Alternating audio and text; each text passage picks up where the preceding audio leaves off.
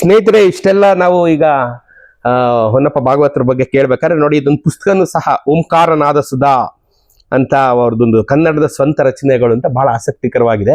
ಈ ಪುಸ್ತಕನೂ ಅಷ್ಟೇ ಬಹಳ ಆಸಕ್ತಿಕರವಾಗಿದೆ. ಇದು ನಿಜವಾದ ಪಂಡಿತರಿಗೆ, ನನ್ನಂತ ಪಾಮರರಿಗೆ ಇದೇನು ಅರ್ಥ ಆಗಲ್ಲ. ಸಾಹಿತ್ಯದ ಸೊ ಇದೇನು ಸರ್, ಈ ಪುಸ್ತಕದ ಬಗ್ಗೆ ಹೇಳಿ ಸರ್. ಈ ಪುಸ್ತಕ ಬಗ್ಗೆ ಇದು ಹೇಗೆ ಅಂದ್ರೆ, ಅವರು ಯಾವಾಗ ಯೋಚನೆ ಮಾಡ್ತಾ ಕೂತಿರೋರು, ಏನೋ ಜ್ಞಾಪಕ ಬರ್ತಾ ಇತ್ತು ಅವ್ರಿಗೆ, ಸ್ವಲ್ಪ ಕೈ ನಡುಗ್ತಾ ಇತ್ತು, ಸರಿಯಾಗಿ ಬರೆಯಕ್ ತೊಂದರೆ.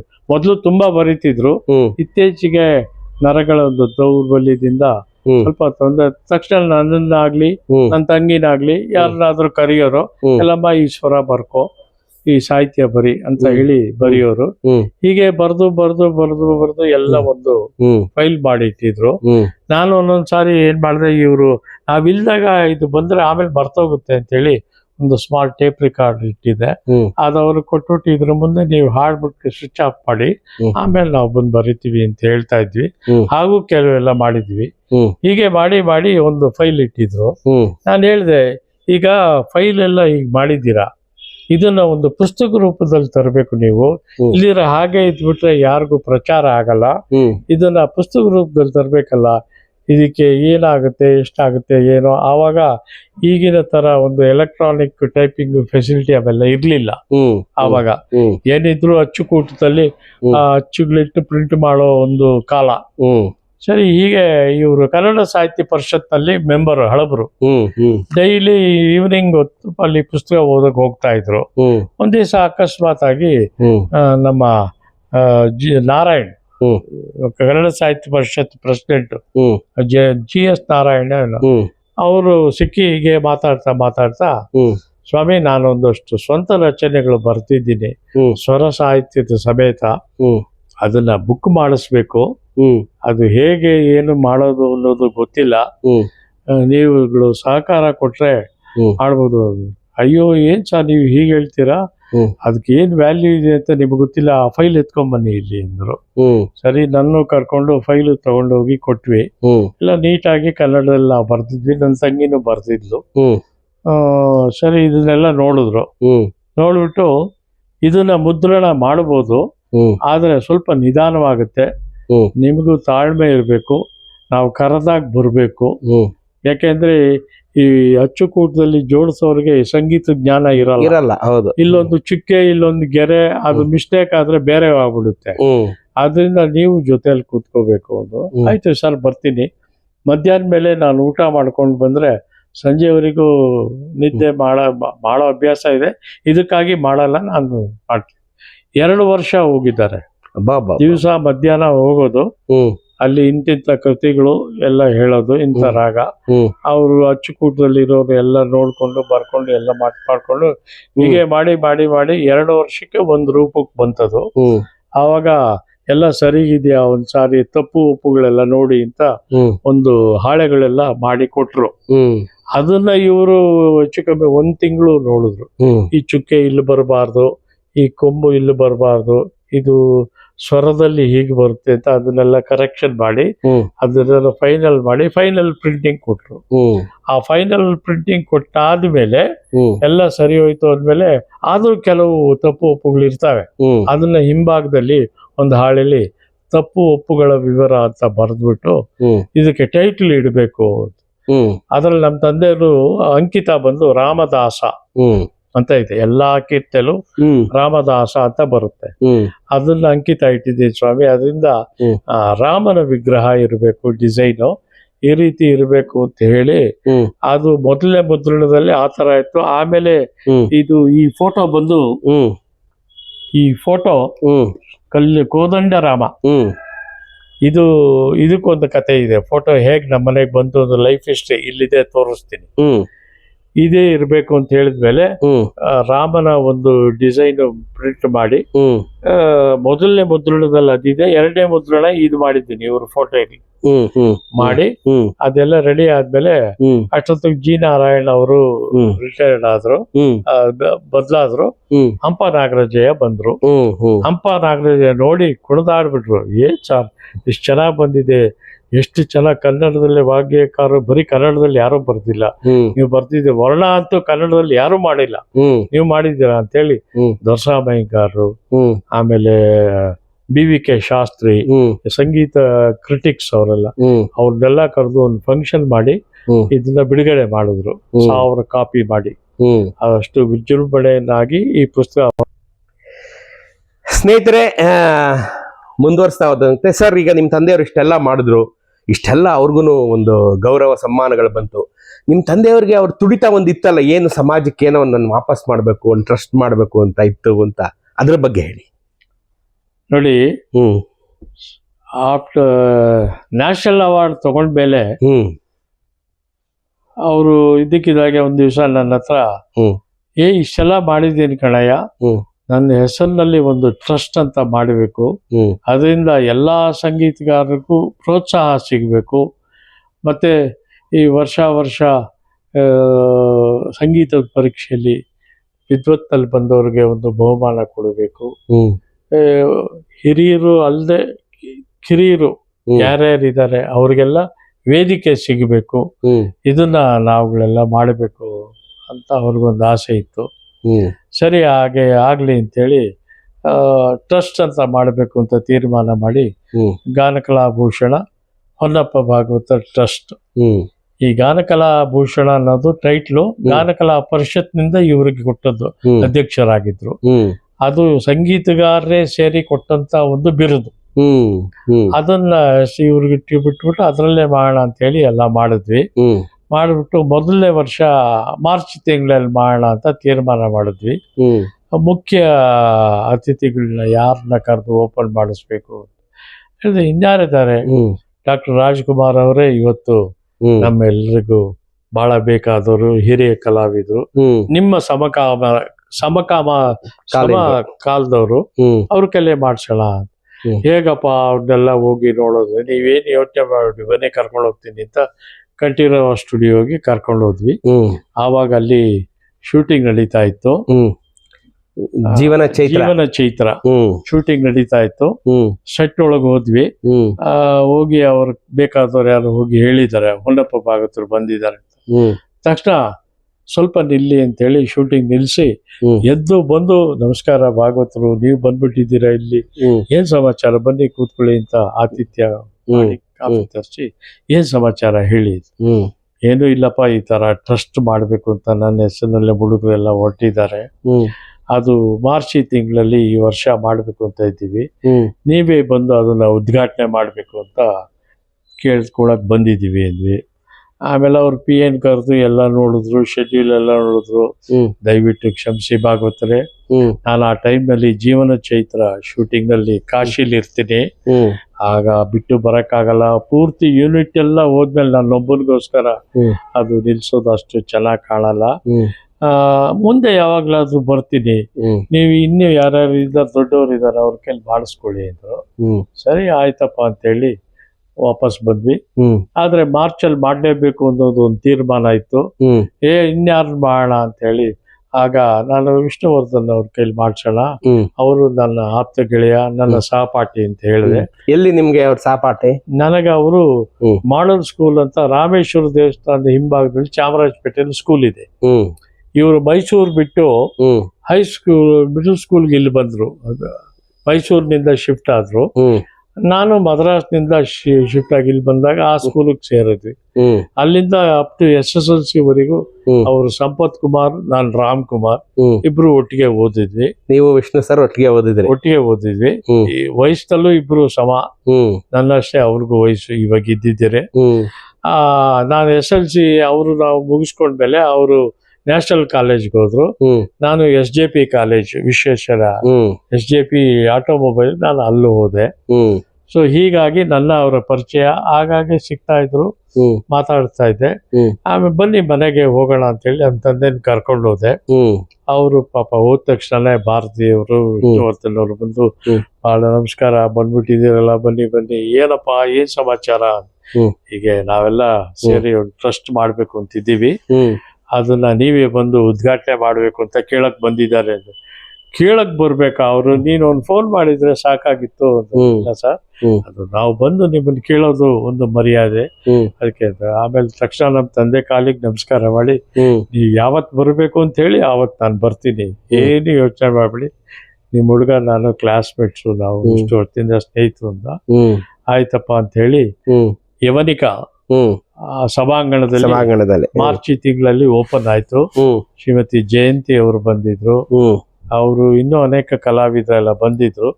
ಬಂದು ಆವತ್ತು ಉದ್ಘಾಟನೆ ಆಗಿ ಆವತ್ತು ಸಂಗೀತ ಕಚೇರಿ ಮತ್ತೆ ಕಲಾವಿದರಿಗೆ ಸನ್ಮಾನ ಎಲ್ಲ ಮಾಡಿದ್ವಿ. ಅದಾದ ನಂತರ ಅಕ್ಟೋಬರ್ 2 ಗಾಂಧಿ ಜಯಂತಿ ದಿವಸ ಭಾಗವತರು ತೀರ್ಕೊಂಡ್ರು. ಆರೋಗ್ಯ ಸರಿಗಿರ್ಲಿಲ್ಲ, ತೀರ್ಕೊಂಡ್ರು. ಆ ಸಮಯದಲ್ಲಿ ಬಂಗಾರಪ್ಪ ಚೀಫ್ ಮಿನಿಸ್ಟರ್ ಆಗಿದ್ರು.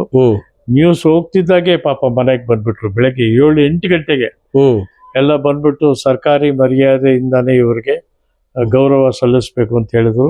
ಆವಾಗ ಶ್ರೀಮತಿ ಸರೋಜಾ ದೇವಿ ಅವರು ನಮ್ಮ ಮನೆಗೆ ಬಂದ್ರು. ಅವರು ಬಂದು ನಮ್ಮನ್ನೆಲ್ಲ ಮಾತಾಡಿಸಿ ನಮ್ಗೆಲ್ಲ ಸಾಂತ್ವನ ಹೇಳಿ, ಅವರು ನಮ್ಮ ಗುರುಗಳು, ಇವರೇ ನನ್ನ ಮುಂದಕ್ಕೆ ತಂದ ಕಾರಣ ಅಂತ ಹೇಳಿ ಬಂಗಾರಪ್ಪನ ಜೊತೆಯಲ್ಲೆಲ್ಲ ಮಾತಾಡಿ ಇವ್ರ ಹೆಸರಿನಲ್ಲಿ ಸರ್ಕಾರದ ವತಿಯಿಂದ ಒಂದು ಪ್ರಶಸ್ತಿ ಇಡಬೇಕು ಅಂತ ಆವಾಗಿಂದ ಹೇಳ್ತಾ ಇದ್ದಾರೆ. ಅದು ಇನ್ನೂವರೆಗೂ ಕಾರ್ಯಗತ ಆಗಲಿಲ್ಲ. ಇವ್ರಿಗಿನ್ನ ಬೇರೆಯವರು ಚಿಕ್ಕವ್ರದ್ದೆಲ್ಲ ಆಗೋಗಿದೆ, ಇವ್ರದ್ದು ಆಗಿಲ್ಲ ಇನ್ನೂ. ಅದೇನ್ ಕಥೆನೋ ಗೊತ್ತಿಲ್ಲ. ಮತ್ತು ಇಷ್ಟೆಲ್ಲ ಆದ್ಮೇಲೆ ಬಂಗಾರಪ್ಪನವರು ಸರ್ಕಾರದ ಮರ್ಯಾದೆಯೊಂದಿಗೆ ಇವರ ಅಂತಿಮ ಸಂಸ್ಕಾರ ಒಂದು ನಡೀತು. ಇದು ಇವರ ಒಂದು ಅಂತ್ಯ. ಇವ್ರಿಗೆ ಮೊದ್ಲೇ ಅನ್ಸ್ಬಿಟ್ಟಿತ್ತ ಇವ್ರಿಗೆ, ಈ ಮಾರ್ಚಲ್ಲಿ ಅನ್ಸ್ಬಿಟ್ಟಿತ್ತ ಇವ್ರಿಗೆ? ಅವರು ನನಗೆ ಯಾವಾಗ್ಲೂ ಮುನ್ಸೂಚನೆ ಕೊಡೋರು, ನೋಡಯ್ಯ ಇಷ್ಟಲ್ಲಿ ಕೆಲಸಗಳೆಲ್ಲ ಆಗ್ಬೇಕು, ಈ ವರ್ಷ ಆಯುಧ ಪೂಜೆ ಕಳೆಯೋದು ಬಹಳ ಕಷ್ಟ ಇದೆ, ನಾನು ಹುಷಾರಾಗಿರು ಅಂತ ಹೇಳಿದ್ರು. ಹಾಗೆ ಆಯುಧ ಪೂಜೆ ಇನ್ನೊಂದು ವಾರ ಇದೆ, ಗಾಂಧಿ ಜಯಂತಿ ಮಹಾಲಯ ಅಮಾವಾಸ್ಯೆ ಆದ್ಮೇಲೆ 4ನೇ ದಿವಸ ಬಂತು, ತೀರ್ಕೊಂಡ್ರು. ಎಷ್ಟು ವರ್ಷ ಆಗಿತ್ತು ಸರ್ ಆಗ ನಿಮ್ ತಂದೆಯವ್ರಿಗೆ? ಯಾರಿಗೆ? ನಿಮ್ ತಂದೆಯವ್ರಿಗೆ. ಆಗ ಅವ್ರಿಗೆ 78-79. ಕೇಳಿದ್ರಲ್ಲ ಸ್ನೇಹಿತರೆ, ಒಂದು ಸಾರ್ಥಕ ಬದುಕಿನ ಪಯಣ. ನೋಡಿ, ಮನುಷ್ಯನ ನಾವು ಯಾತಕ್ಕೆ ನೆನ್ಸ್ಕೊತೀವಿ ಅಂತಂದ್ರೆ ಅವ್ರು ಮಾಡಿದಂಥ ಜನೋಪಕಾರದಿಂದ ನೆನ್ಸ್ಕೊತೀವಿ, ಅವ್ರು ಮಾಡಿದಂಥ ಸಮಾಜ ಸೇವೆಯನ್ನು ನೆನ್ಸ್ಕೊತೀವಿ, ಅವ್ರು ಮಾಡಿದಂಥ ಸಾಧನೆಗಳಿಂದ ನೆನ್ಸ್ಕೊತೀವಿ.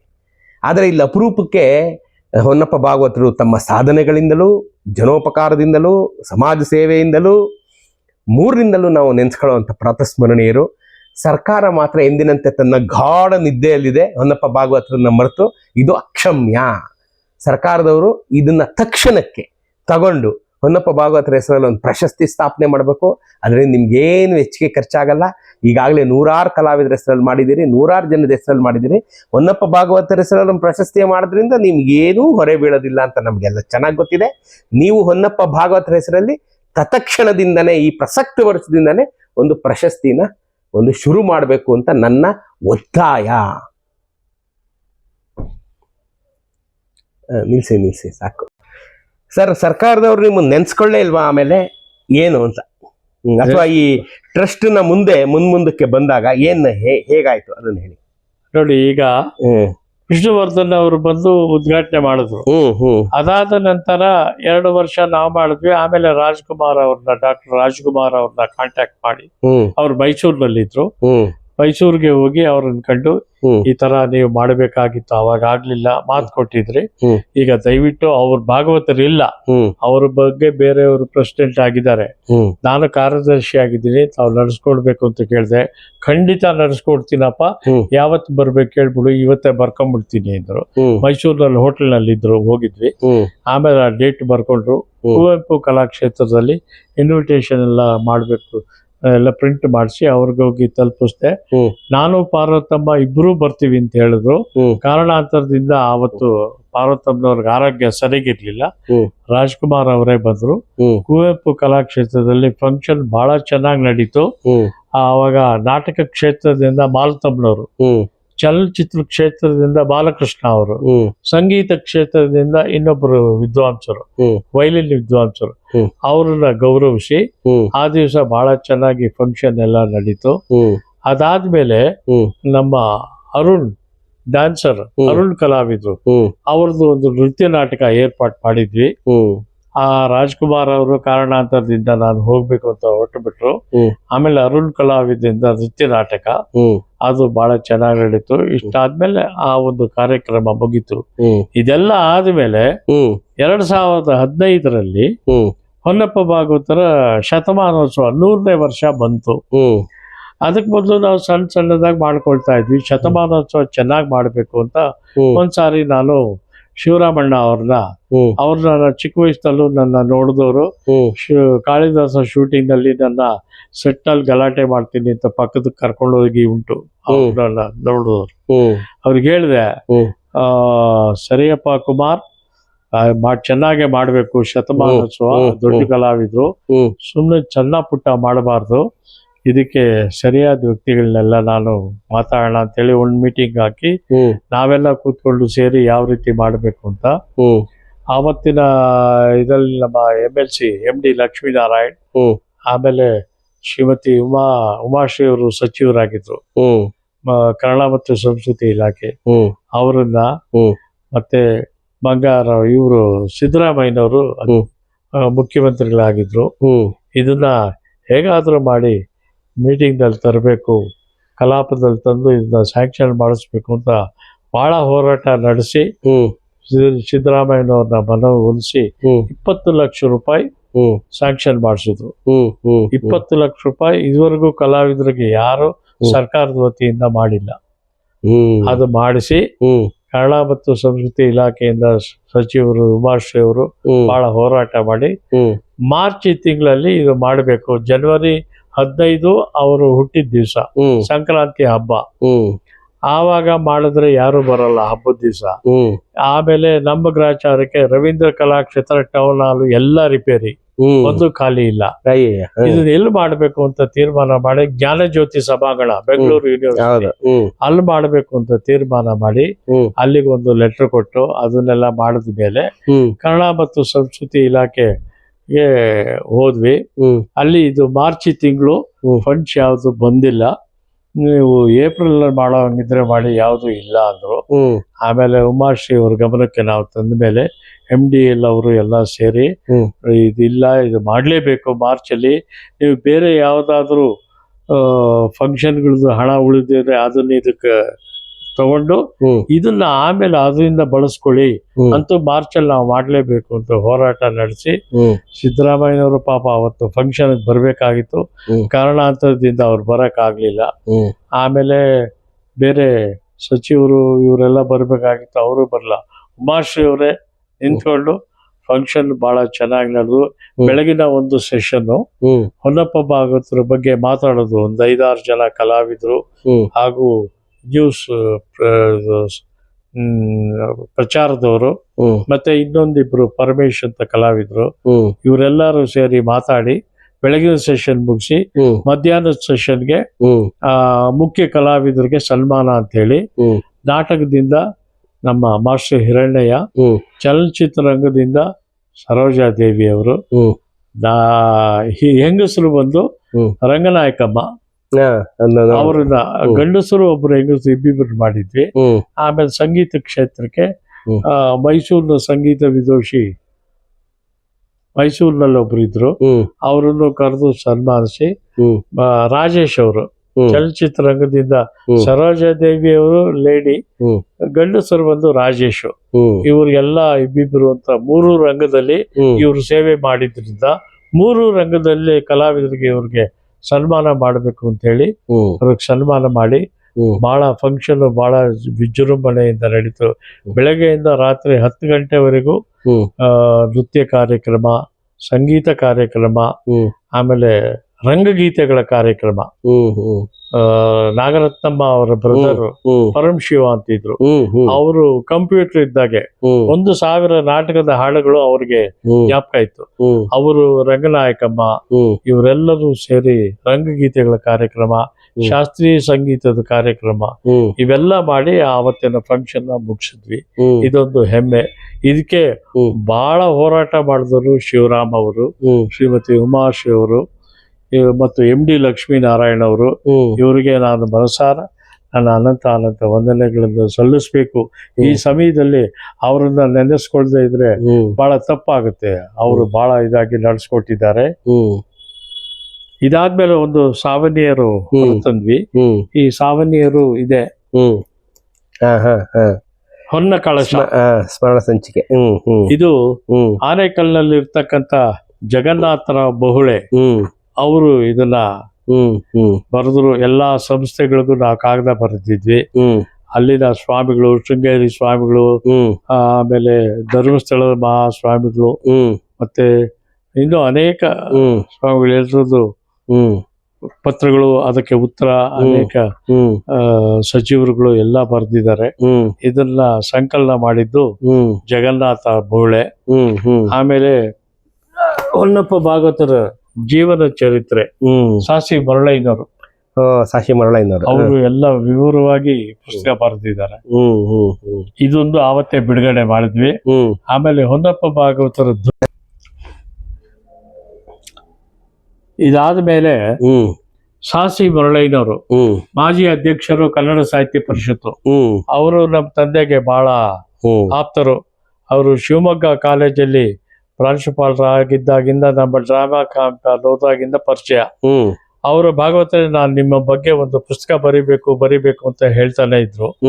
ಇದು ಒಳ್ಳೆ ಸಂದರ್ಭ ಬಂದಿದೆ, ಬರಿತೀನಿ ಅಂತ. ಅವರು ಪಾಪ ತುಂಬಾ ಕಷ್ಟಪಟ್ಟು ನಾವು ಅವ್ರು ಕರೆದಾಗೆಲ್ಲ ನಾನು ಹೋಗ್ತಾ ಇದ್ದೆ. ಅವರು ಎಲ್ಲ ನೋಡಿ ಈ ಒಂದು ಹೊನ್ನಪ್ಪ ಭಾಗವತರ ಜೀವನ ಚರಿತ್ರೆ ಪುಸ್ತಕ ಇದು ಬರೆದಿದ್ದಾರೆ.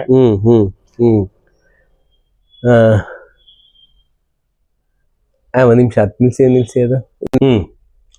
ಇದಾದ ನಂತರ ಹೊನ್ನಪ್ಪ ಭಾಗವತರು ಹಾಡಿರುವಂತ ಶಾಸ್ತ್ರೀಯ ಸಂಗೀತದ ಧ್ವನಿ ಸುರುಳಿ ಹಾಗೂ ಚಲನಚಿತ್ರ ರಂಗದಲ್ಲಿ ಹಾಡಿರ್ತಕ್ಕಂಥ ಅವರ ಹಾಡುಗಳು, ಇದರ ಧ್ವನಿ ಸುರುಳಿನೂ ಸರ್ಕಾರದ ವತಿಯಿಂದಾನೇ ಮಾಡಿ ಅದನ್ನು ಆವತ್ತು ಶ್ರೀಯುತ ರಾಮಲಿಂಗ ರೆಡ್ಡಿ ಅವರು ಬಿಡುಗಡೆ ಮಾಡಿದ್ರು ಆ ದಿವಸ.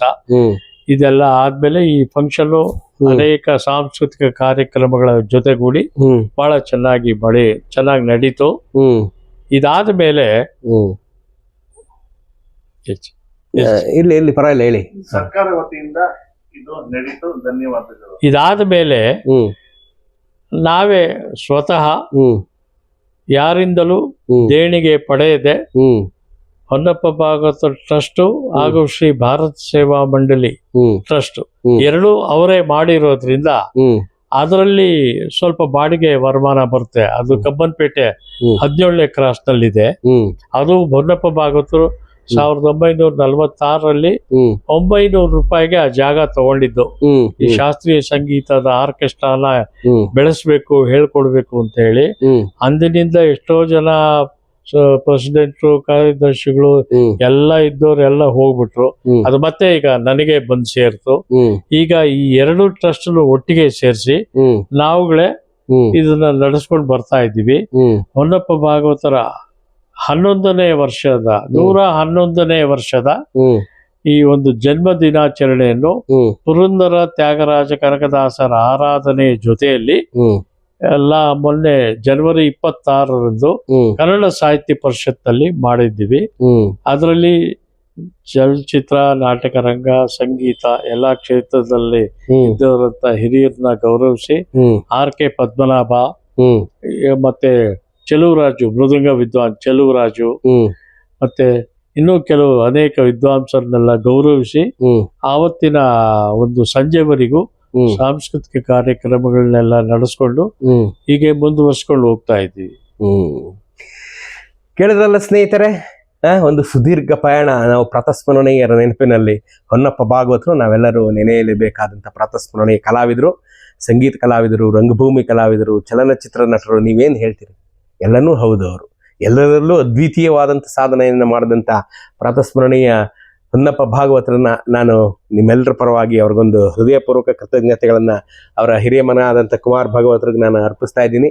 ತಾಯಿ ಚಾಮುಂಡೇಶ್ವರಿ ಇವ್ರನ್ನೆಲ್ಲ ಆಯುರಾರೋಗ್ಯ ಐಶ್ವರ್ಯಾದಿಗಳನ್ನ ಕೊಟ್ಟು ಇವ್ರು ನನಗಿಂತ ಹಿರಿಯರು, ಇವ್ರಿಗೆ ನಾನೇನು ಹೇಳೋಕ್ಕಾಗಲ್ಲ.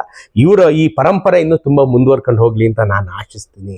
ಹೊನ್ನಪ್ಪ ಭಾಗವತರು ಹಾಕಿದಂಥ ಒಂದು ಹಾದಿ ಅವ್ರು ಹಾಕಿಕೊಟ್ಟಂಥ ಹಾದಿಯಲ್ಲಿ ಎಲ್ಲ ಕಲಾವಿದರು ನಡೆಯಲಿ. ಅವರೆಲ್ಲ ಕಲಾವಿದರು ನೋಡಿ ಇಂಥ ಪುಸ್ತಕಗಳನ್ನು ಇದನ್ನ ಉಪಯೋಗಿಸ್ಕೊಂಡು ಎಲ್ಲ ಕಲಾವಿದರು ಅವ್ರ ಹೆಸರನ್ನ ಹೇಳಲಿ. ಶತಶತಮಾನಗಳು ಉರುಳಿದ್ರು ಇಂಥದ್ದೊಬ್ಬ ಸಾಧಕ ನಮ್ಮ ನಡುವೆ ಇದ್ದರು, ನಮ್ಮ ನಡುವೆ ನಮ್ಮದೇ ಚಾಮರಾಜಪೇಟೆಯಲ್ಲಿ ಓಡಾಡ್ಕೊಂಡಿದ್ರು ಹೊನ್ನಪ್ಪ ಭಾಗವತರಂತ ಸಾಧಕರು ನಮ್ಮ ನಡುವೆ ಇದ್ರು ಅಂತ ನಾವೆಲ್ಲ ಹೆಮ್ಮೆಯಿಂದ ನೆನೆಯೋ ಹಾಗಾಗಲಿ ಅಂತ ಕೇಳ್ಕೊತೀನಿ.